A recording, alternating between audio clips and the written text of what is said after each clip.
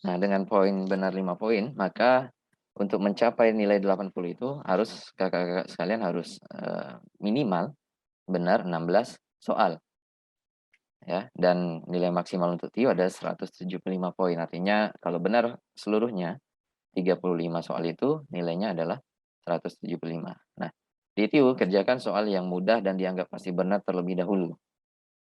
Jadi dalam mengerjakan soal ya syukur-syukur kalau mudah semua, jadi ngerjakan soalnya ya berurutan aja nggak apa-apa, karena mudah semua kan. Nah, kalau misalnya soalnya ada yang dianggap sukar atau yang dianggap sulit, maka kalau misalnya nah, kita juga sudah sempat menghitung dengan, waktu 100 menit dan jumlah soal 110, bisa Kakak hitung sekalian, artinya satu soal itu harus dikerjakan dalam waktu 54,55 detik atau 55 detik, di bawah 1 menit. Nah, apakah untuk TIU bisa dikerjakan dalam waktu dalam, periode waktu 1 menit? Bisa ya? Halo? Oke, Bisa. bisa kan 1 menit bisa ya, Kak Febi ya? Oke, bisa, insya Allah bisa. Insya Allah bisa dikerjakan 1 menit, tapi kalau misalnya nggak bisa, mungkin bisa 2 menit atau 3 menit, asal jangan sampai 4 menit lah. Dengan apa, dengan asumsi bahwasanya di saat mengerjakan soal TWK dan TKP, itu lebih cepat daripada 1 menit. Jadi kalau misalnya kita bisa saving waktu di sana. Jadi mengerjakan apa, soal uji SKD itu, diperlukan taktik juga. Jadi jangan berlama-lama di dalam, mengerjakan satu soal. Kerjakan soal yang dianggap mudah terlebih dahulu.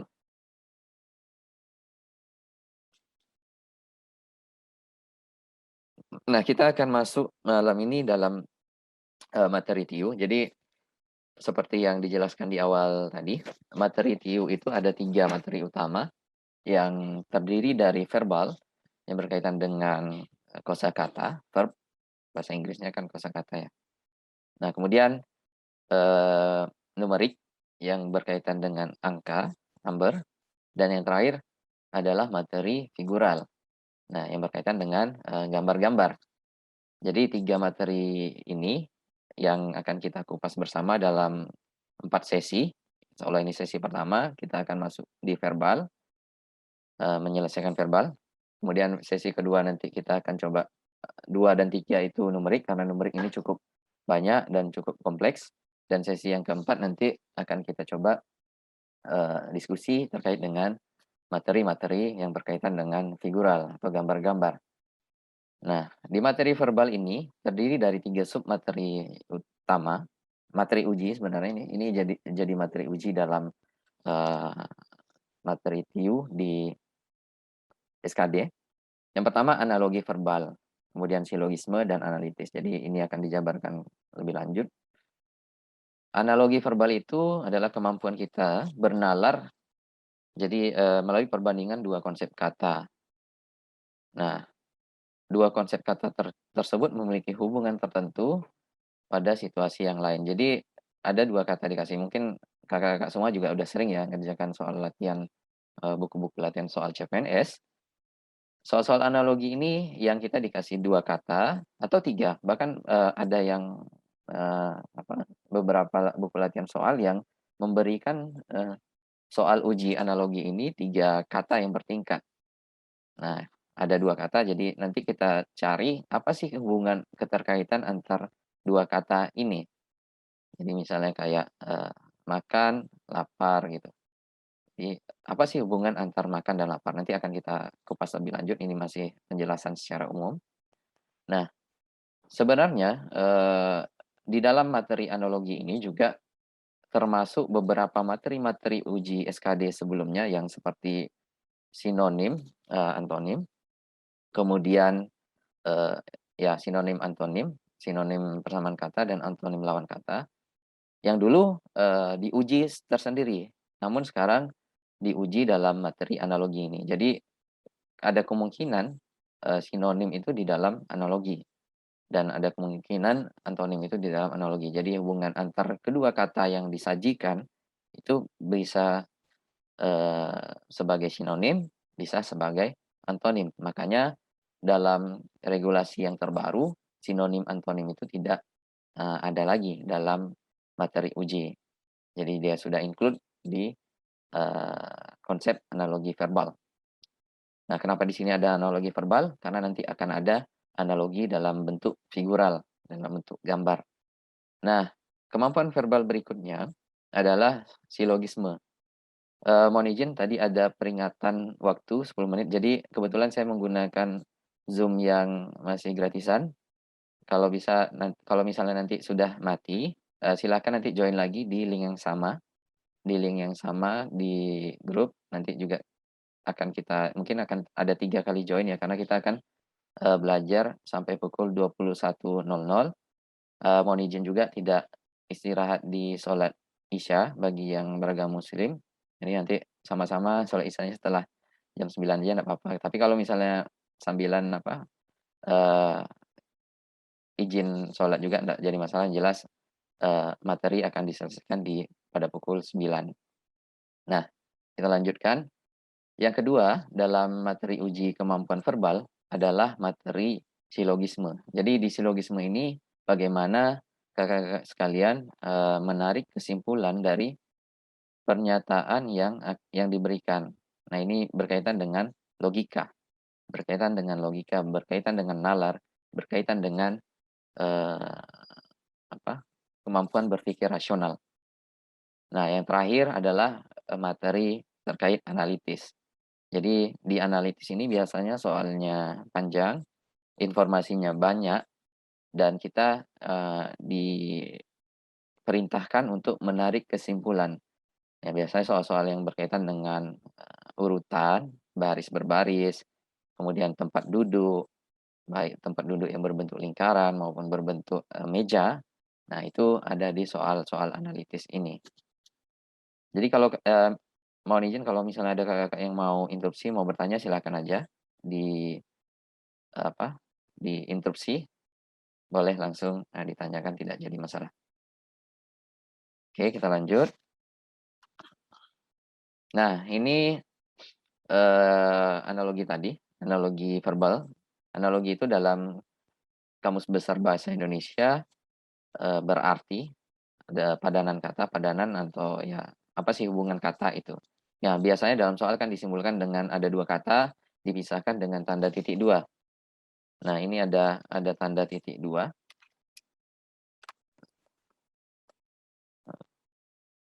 Sebentar.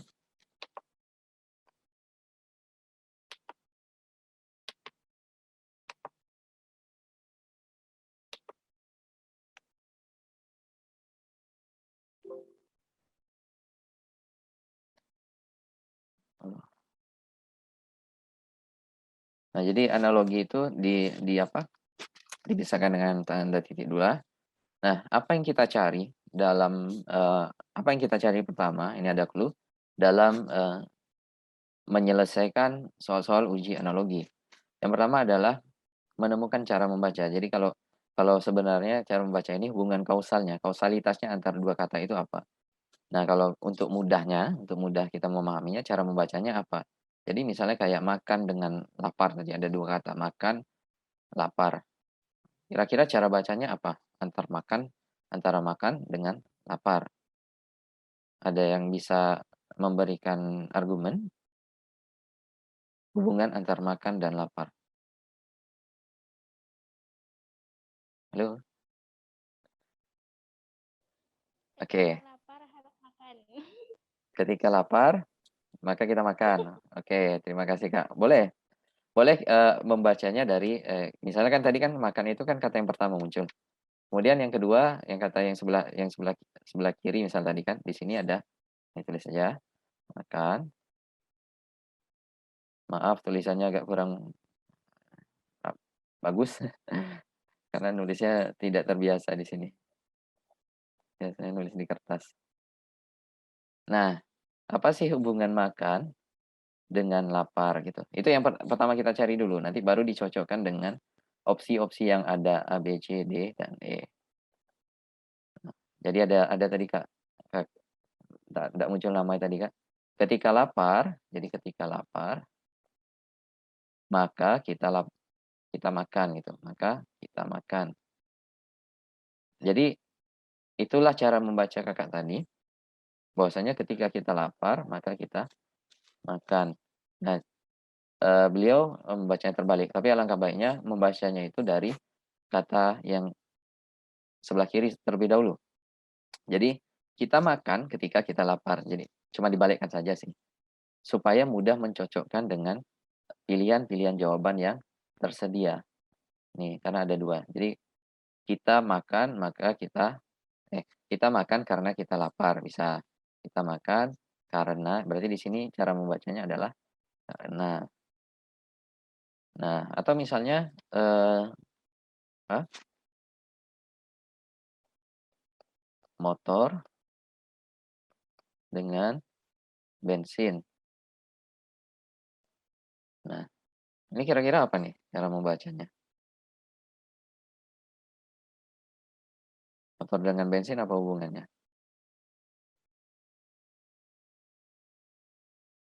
Oke. Ya, Kak Yovin? Jangan malu-malu lah. Bebas, nggak usah malu-malu. Di sini juga kita sambil diskusi, sambil ya sharing, tidak ada yang superior, nggak ada yang inferior di sini, Kalau posisi. itu motor bahan bakarnya bensin. Ya, motor bahan bakarnya bensin, atau ada yang lain? Kalau Kak Yovin bacanya motor bahan bakarnya bensin gitu kan? Atau bisa jadi motor bisa, difungsikan kalau ada bensin gitu. Nah, motor bisa difungsikan kalau ada atau bahan bakar ya tadi ya, bahan bakarnya. Nah, bahan bakarnya inilah yang, menjadi kunci kita untuk disesuaikan dengan opsi-opsi yang ada. Jadi motor bahan bakarnya bensin, bisa. Misalnya di sini nanti ada kereta api bahan bakarnya apa? Ayo, pesawat terbang bahan bakarnya apa misalnya? Kereta api misalnya bensin di sini. Pesawat, tunggu ya, kapal kapal misalnya, eee, apa ya kapal ya, minyak goreng misalnya. Sorry, pesawat misalnya aftur, kemudian sepeda, nah, sepeda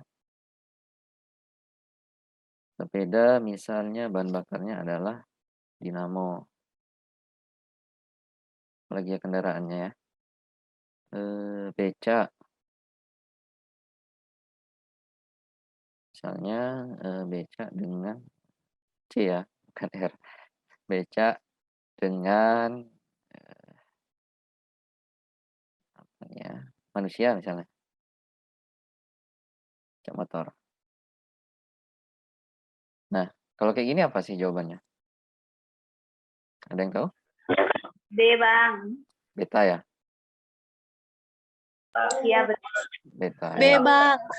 Oke, benar. Jadi, ketika kita sudah dapat cara bacanya, maka tinggal mencocokkan dengan pilihan jawabannya. Dan memang di dalam analogi ini, eee, apa namanya, kemampuan kita, kosakata, perbendaharaan kata kita yang sangat diperlukan. Jadi semakin banyak membaca, semakin banyak membaca ya kuncinya membaca atau nonton juga mungkin bisa nontonnya nonton-nonton berita ya kayaknya. Nonton berita atau ya kosakata sih kuncinya, kosakata kita semakin banyak akan semakin membantu kita dalam menyelesaikan, soal-soal yang berkaitan dengan analogi. Kalau dulunya sih sinonim dan antonim itu, tapi di dalam analogi ini ada juga sih sinonim dan antonimnya, tersirat ya, tidak tersurat. Nah, oke. Nah, yang ini metode metode penyelesaian soal-soal seperti ini bisa digunakan dengan cara, menggunakan diagram Venn. Tadi ada kotaknya luarnya. Ini diagram Venn-nya, eee,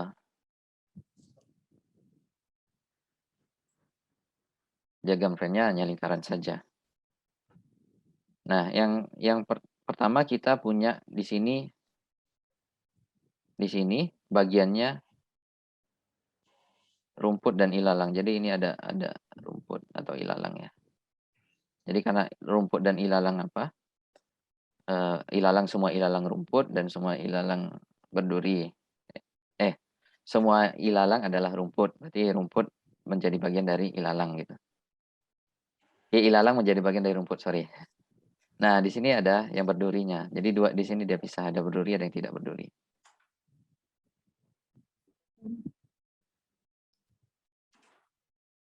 Nah, ya, jadi ini kita hilangkan aja rumputnya karena bingung nanti.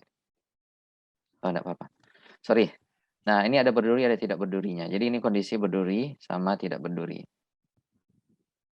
Di sini ada rumput. Berarti ini rumput yang berduri atau rumput ilalang yang berduri. Berarti hanya sebagian dari rumput atau ilalang yang berduri. Ini yang premis yang kedua.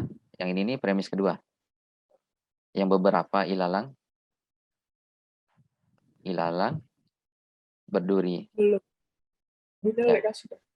Nah, ini dia menjadi bagian dari premis yang kedua. Nah, yang di sini sebagian ilalang tidak berduri. Jadi ada ilalang yang tidak berduri karena ada beberapa kan tadi. Yang premis 2 ini kan beberapa ilalang yang berduri. Berarti ada ilalang yang tidak berduri. Ini tidak berduri. Nah, di sini yang berduri berarti ada yang berduri, sebagian yang berduri, bukan rumput dan ilalang. Cuman ini kan tidak masuk dalam soal sebenarnya. Ini sebagian berduri, sebagian, sorry, agak payah nulisnya. Sorry. Sebagian yang berduri, bukan rumput atau ilalang. Bukan rumput atau ilalang.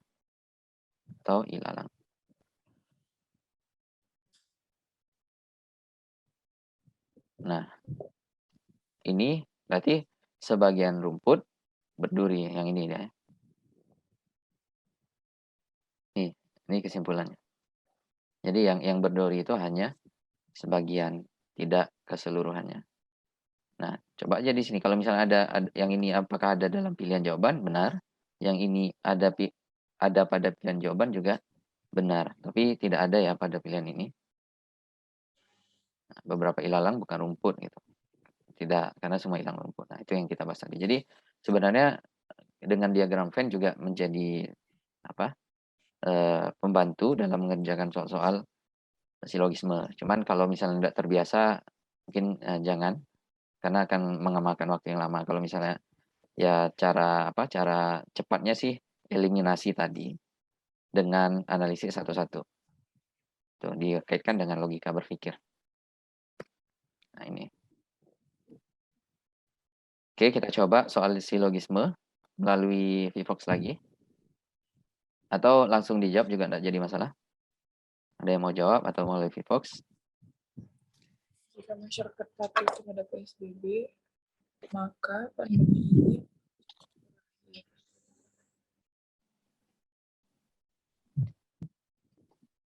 Jika masyarakat patuh terhadap PSBB, dulu PSBB ya namanya, sekarang PPKM, sampai berjilid-jilid yang tidak tahu kapan ujungnya. Maka pandemi ini akan cepat berakhir. Hingga bulan Mei, pandemi ini belum berakhir. Kesimpulan dari premis-premis tersebut adalah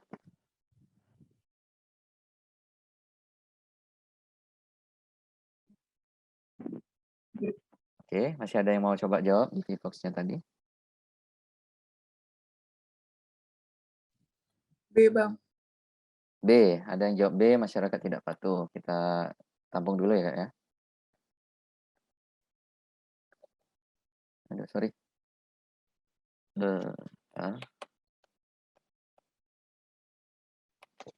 Oke. Nah, ya, ada dua jawaban ya. Dua jawaban yang dominan di sini. Ada yang menjawab A dan ada yang menjawab B. Nah, kita coba. Jika masyarakat patuh terhadap PSBB, ini adalah premis P. Maka pandemi ini akan cepat berakhir. Ini kita coba kita kategorikan dia cepat berakhir sampai cepat berakhir, ini adalah Ki.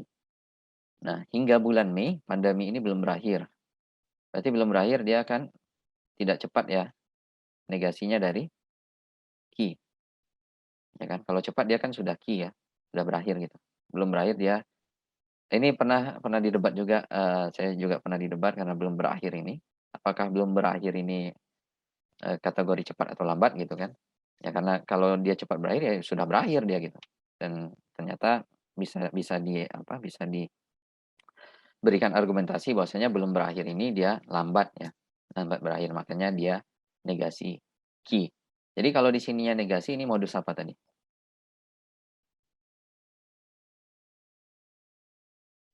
Toleransi. Modus tollens yang di awal ya, yang ada negasi Ki.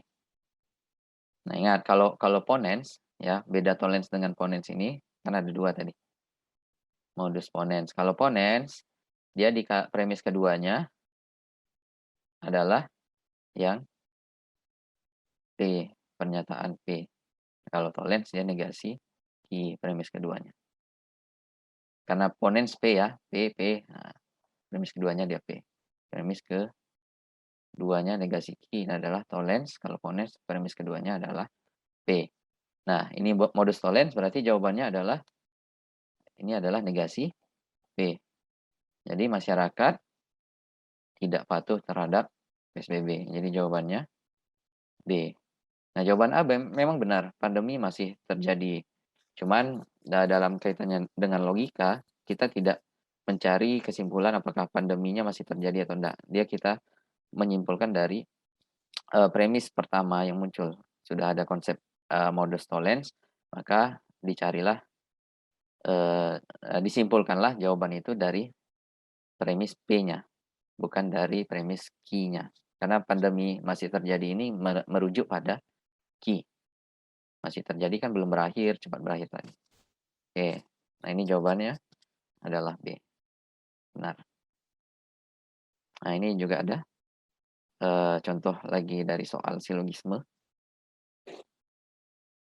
Noda hitam akan tampak jelas pada pakaian putih. Noda putih akan tampak jelas pada pakaian hitam. Ini ada 3 premis ya. Deterjen dapat digunakan untuk menghilangkan noda. Kesimpulan yang tepat ialah.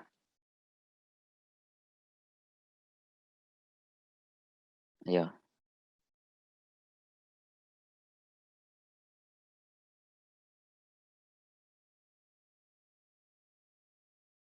Ada yang mau coba jawab?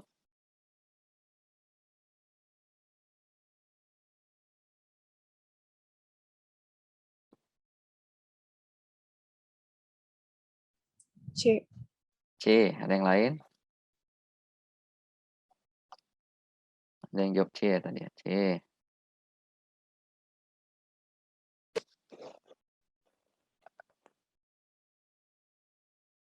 Cuma satu yang jawab ya.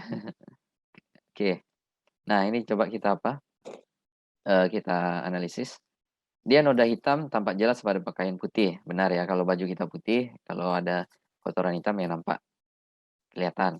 Noda putih akan tampak jelas pada pakaian hitam, ya dan sebaliknya. Kalau kita pakai baju hitam, ada noda putih, misalnya tip X ya, atau cat gitu kan, itu akan tampak jelas. Deterjen dapat digunakan untuk menghilangkan noda. Nah, kesimpulan yang tepat, noda pada pakaian akan tampak jelas. Benar, tapi tidak spesifik menjelaskan dia pakaian hitam atau putih. Jadi ini masih benar, cuman tidak bisa disimpulkan dan tidak ada kaitannya dengan soal. Ini bisa kita eliminasi dulu. Nah, yang B, tidak mungkin segumpal deterjen dapat menghilangkan noda. Ini kontradiktif.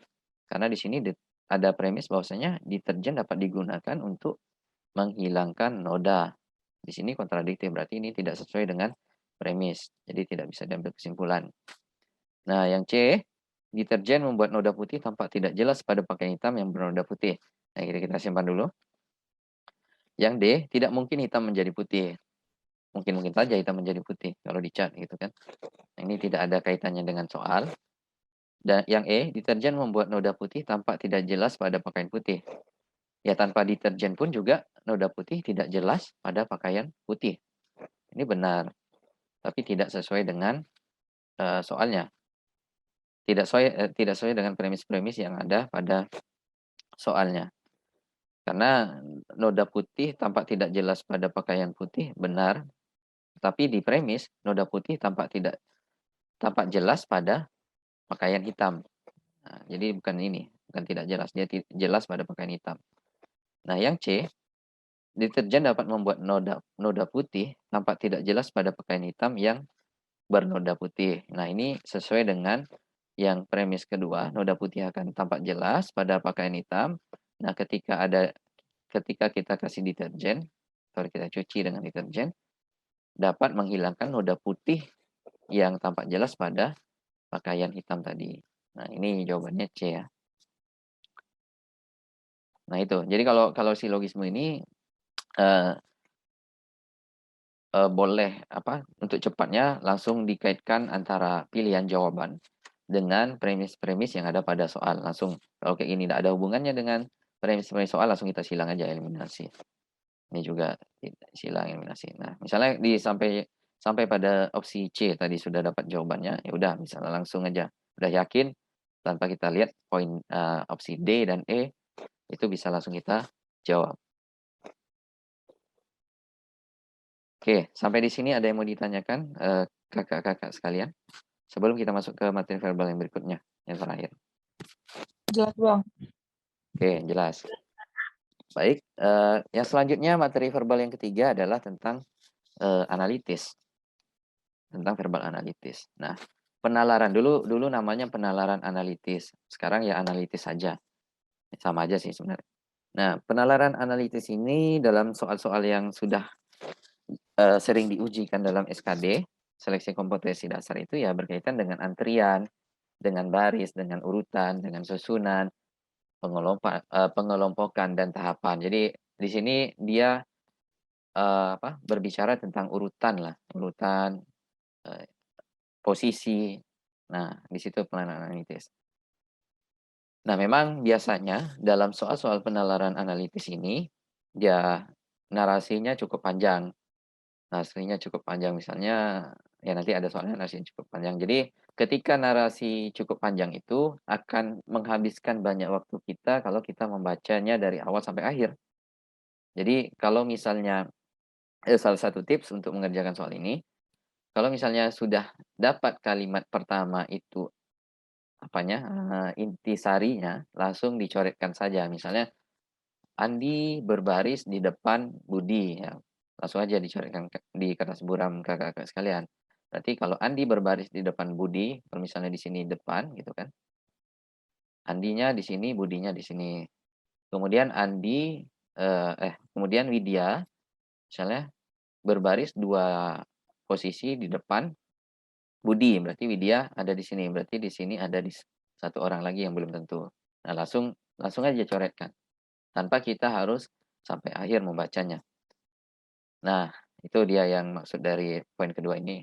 Kemudian yang ketiga, perlu penalaran, kecermatan, dan ketelitian dalam menaklukkan soal analitis. Jadi, ya nalar kita berjalan, bisa bisa saja mengerjakan soal ini ya hanya di dalam pikiran saja, dibayangkan di otak. Cuman rawan terhadap, eee, apa namanya, ketidaktelitian atau rawan, buyar gitu. Udah pas nih susunannya di otak, tiba-tiba buyar ya ulang lagi, habis waktu lagi. Ya kalau sebaiknya memang harus dituliskan saja langsung supaya nampak, jelas, jelas antara soal dengan apa yang menjadi, urutannya, antara pernyataan-pernyataan soal dengan urutan atau antrian atau kelompok atau susunannya. Jadi kalau misalnya yang sudah jenius ya bisa langsung dipikirkannya saja, tapi kalau untuk mencegah kecerobohan, ketidaktelitian, kalau bisa dituliskan saja, tuh.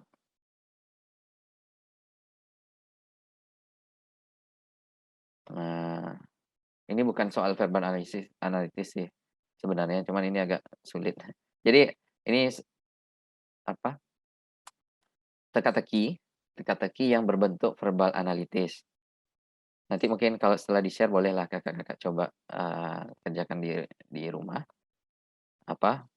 karena di sini soal analitis pada SKD itu tidak ada yang sampai 15 pernyataan ini. Tidak ada sampai 15 ini kebanyakan. Jadi ini saya pernah dapat, apa, teka-teki yang mirip seperti konsepnya verbal analitis. Ini lebih kompleks, ada 5 variabel ke kanan, 4 variabel ke bawah. Jadi salah satu kunci untuk mengerjakan ini buatlah tabel. Kalau misalnya penasaran nanti boleh dicoba, mengerjakan ini karena kalau dikerjakan sekarang cukup lama, mungkin di besok kita akan coba bahas kalau misalnya ada yang penasaran. Oke, nah soal analitis tak ada pula di sini.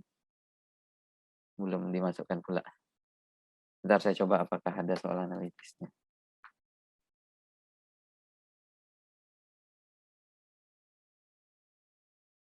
Sampai di sini kira-kira ada yang mau ditanyakan Kakak-kakak sebelum kita coba soal analitis?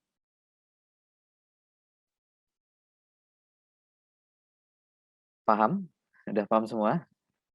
Paham. Udah Bang. mudah lah ya. Nalar logis. Analitis.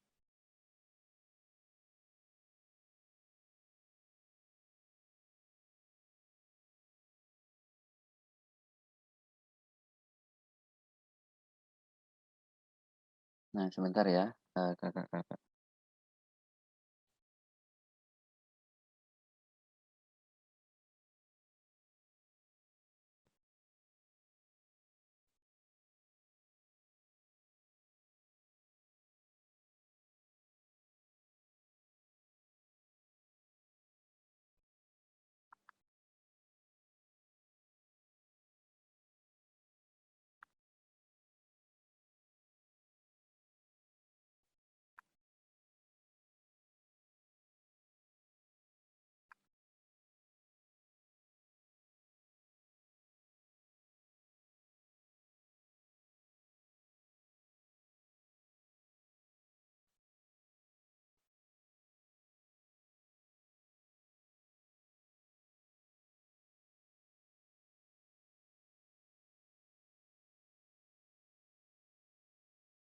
Oke, udah muncul ya screen share-nya? Halo? Sudah, Kak. Nah, boleh, coba dicoret-coret, bukan dikerjakan, dicoret-coret. Ini ada soal, yang apa, yang termasuk dalam konsep verbal analitis. Boleh mana yang sudah dapat jawabannya di disampaikan, tolong disampaikan. Ntar mau dirapikan dulu. Oke.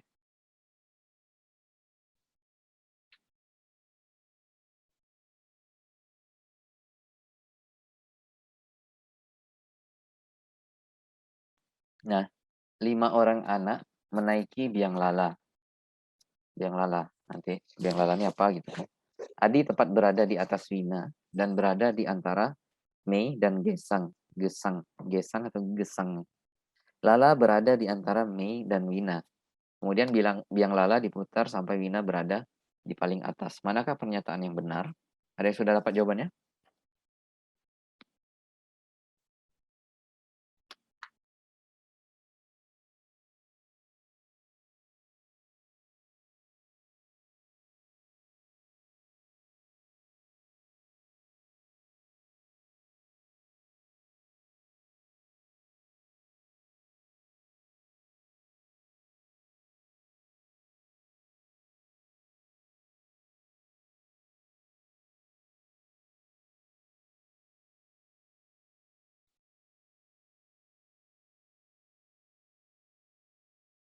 Halo? Halo?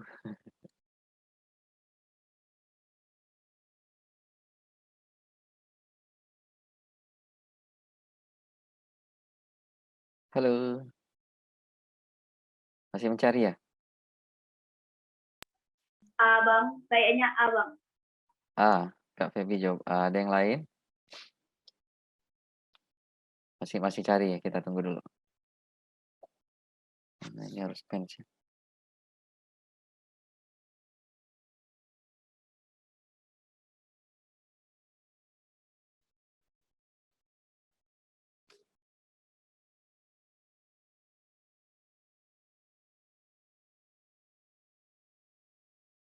A.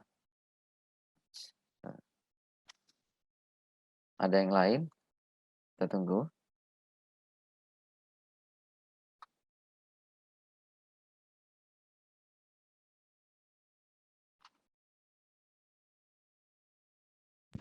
B. B. Sorry.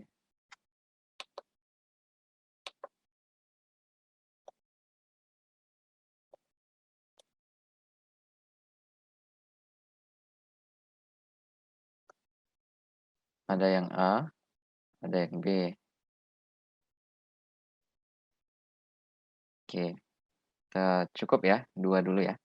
Kita ada yang C, ada D, ada E. Nah, ada 5 orang anak memiliki biang lala. Jadi kita harus gambarkan dulu biang lala itu apa? Biang lala itu kalau dulunya kami kenal dengan nama buayan keling. Ya, yang bentuknya seperti roda gitu. Biasanya ada di pasar malam. Ya, ya, biang lala ya ini kakak-kakak ya. Oke. Nah, dari pernyataan-pernyataan yang ada, eh tunggu, apa? Nah, posisi pertama, Adi tepat berada di atas Wina. Berarti kan misalnya, kalau misalnya Adi di sini, Winanya di bawah. Winanya di sini. Karena Adi tepat berada di atas Wina. Ini ada 5 orang gitu kan. Nah, dan berada di antara Mei dan Gesang. Jadi Adi ini berada di antara Mei dan Gesang. Nah, ini bisa 2 kemungkinan. Mei-nya di sini, Gesangnya di sini. Atau Gesangnya di sini, Mei-nya di sini. Jadi antara Mei dan Gesang Adi itu. Nah, kita lihat nanti premis berikutnya. Lala berada di antara Mei dan Wina. Berarti Lala berada di antara Mei dan Wina. Berarti sama aja ya. Kalau misalnya Mei-nya di sini, berarti Lala bisa di sini. Mei-nya di sini juga Lala bisa di sini. Oke. Nah, kemudian biang Lala diputar sampai Wina berada paling atas. Jadi kalau Wina berada paling atas, kalau Wina berada di paling atas,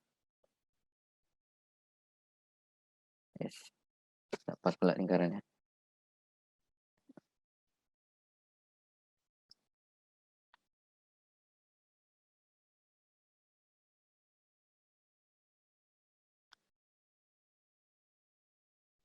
Nah, kita buat lingkaran baru aja.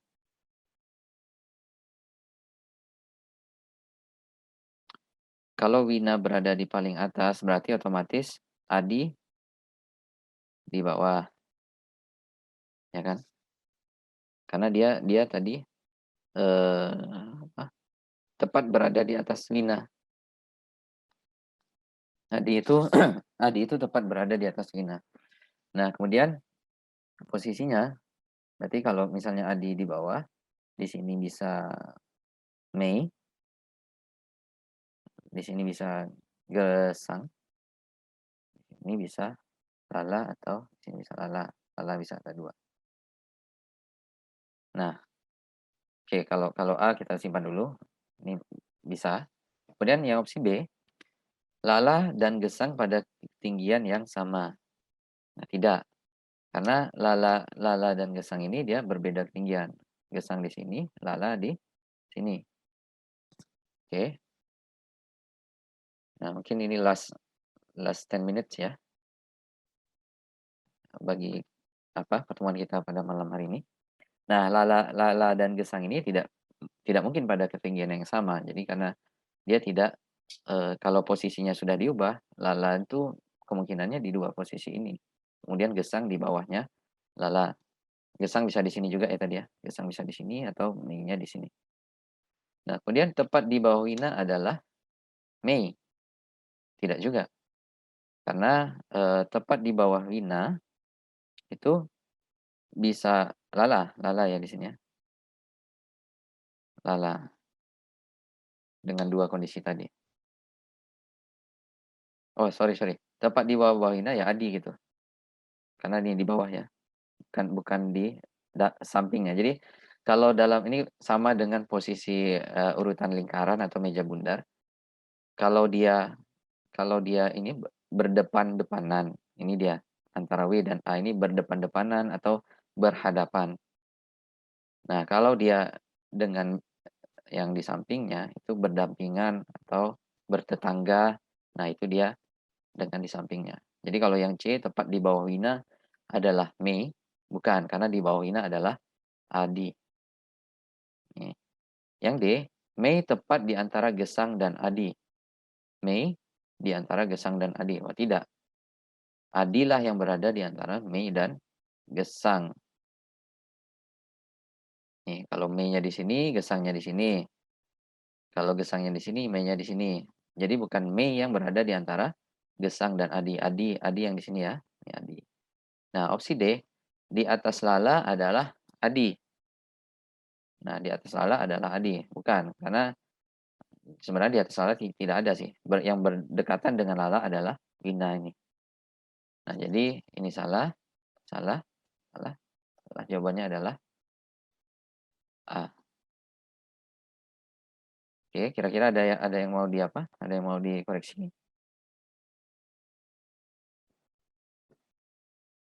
Oke, nah kita coba tambah lagi ya soalnya. Gimana kakak? Halo, Iya Bang, tambah. Bentar ya.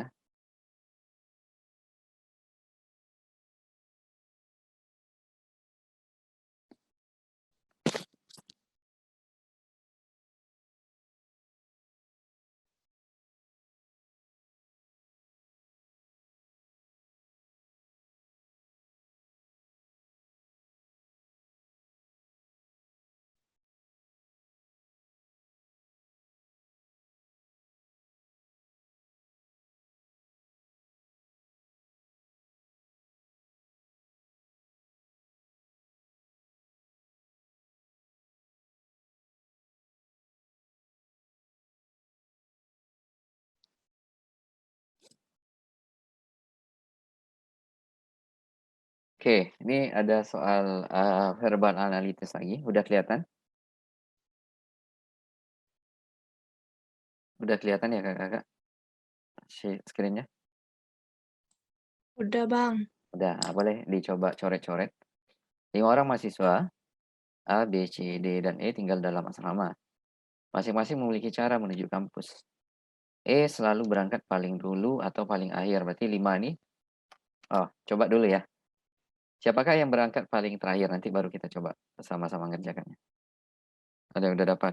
Jawabannya A, B, C, D, atau E. Opsinya.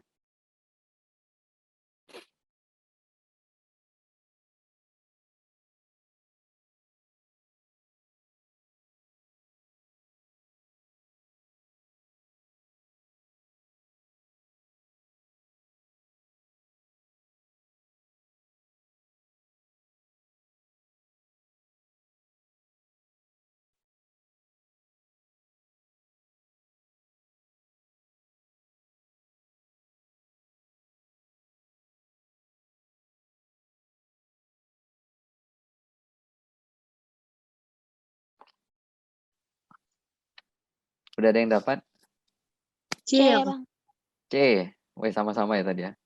Ada yang lain? A? Ada yang A ya kak? C. Oh ya. Ya. Benar, jawabannya C. Perlu lagi dibahas nggak? Perlu ya? Oke, jadi soal ini ya langsung tuliskan aja. E selalu berangkat, bentar.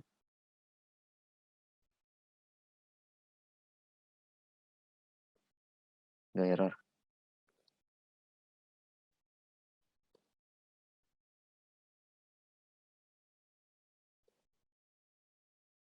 Bentar ya. Agak error.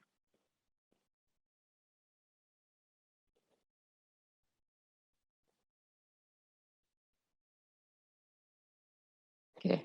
Nah, E selalu berangkat paling dulu atau paling akhir? Berarti kalau kita misalnya 1, 2, 3, 4, 5, yang dulu itu adalah E atau E-nya di sini. E itu berada di urutan pertama atau urutan terakhir, kelima. D selalu berangkat lebih dulu daripada A. Berarti, eee, D itu di depannya A, misalnya dulu ya. D itu di depannya A, berarti D lebih dulu daripada A. B selalu berangkat lebih dulu daripada C, berarti B itu di depannya C. Jika B berangkat di urutan keempat, nah baru masukkan B-nya di sini, ya kan. B-nya di urutan keempat, siapakah yang berangkat terakhir? Nah, kalau B di urutan keempat, tidak mungkin E di urutan terakhir, karena B selalu berangkat lebih dulu daripada C. Berarti C harus ada di sini. Udah dapat jawabannya langsung. Nah, kita coba cari semuanya ya. Nah, kalau B di urutan keempat, A ada di urutan keberapa? Nah, kalau di sini E tidak di urutan kelima, berarti dia E ada di pertama. Nah, berarti tinggal D dengan A, tinggal masukkan aja. Sudah, berarti A di urutan ketiga, D di urutan delta di urutan kedua, dan Eko di urutan yang pertama. Oke. Sesuai Kakak-kakak? Halo? Sesuai. Nah, Sesuai, sesuai. Bang. Atau ada yang mau coba share soal?